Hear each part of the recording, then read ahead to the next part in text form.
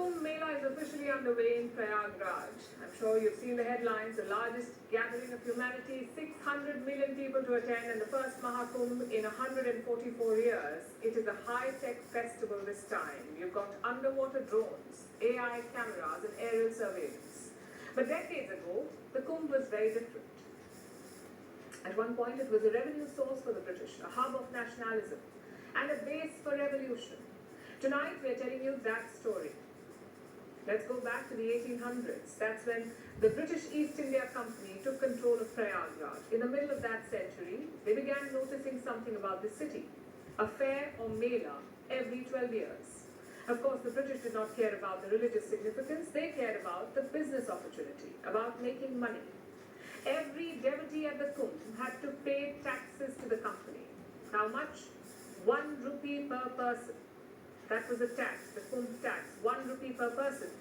You had to pay that tax to take a holy dip. I know that sounds like a lot right now, but remember, this is the 1800s. The average Indian salary was not even in double digits. A tailor would make around 8 rupees per month. A waiter or a sweeper would make around 4 rupees. Yet the Kumbh tax was 1 rupee.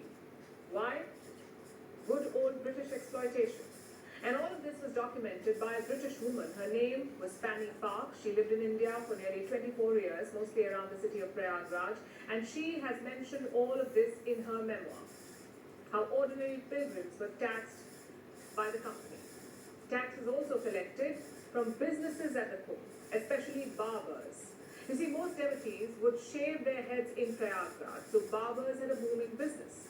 In 1870, the British set up 3,000 barber enclosures. They collected around 42,000 rupees from that Kumbh. Nearly 1/4 of it came from taxes on barbers. Every barber had to pay 4 rupees. Same story. In the 1882 Kumbh, the British collected nearly 50,000 rupees. Almost 10,000 of that came from barbers. It tells you how the British saw the Kumbh. They were initially frightened by the size of the gathering, by the political and religious patronage. But gradually they started profiting from it. And this hurt the local community.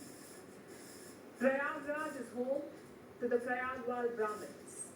They would guide and help pilgrims who came for the Kumbh. They would also get paid for it. But the Kumbh tax cut into their revenue. Plus, they were unhappy with Christian missionaries. Many of them would camp in Prayagraj. They would try to convert the thousands of Hindu pilgrims who came for the Kumbh. So naturally, the locals were unhappy. All this resentment was building throughout the 1800s. It exploded in 1857 during the First War of Independence. The First War of Indian Independence. The Prayagwal supported this revolution.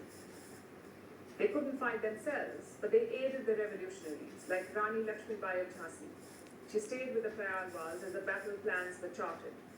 Thus began the Kumbh's link to Indian nationalism. It continued in the 20th century as well. Mahatma Gandhi attended the Kumbh Mela in 1918. He also took a dip in the Ganga. The British were clearly worried about this visit because they tracked him through intelligence reports. Another example is the 1942 Kumbh. It was happening during the Second World War, so the British restricted pilgrimage. Apparently, they were concerned about a Japanese attack. But some historians do not buy this version. They point to another possible reason, the Quit India movement. It was gaining traction around the same time, so historians say maybe the British wanted to avoid such a big gathering. It is among the many stories linked to the Kumbh, stories that cover India's history. In many ways, it is also a reflection of it.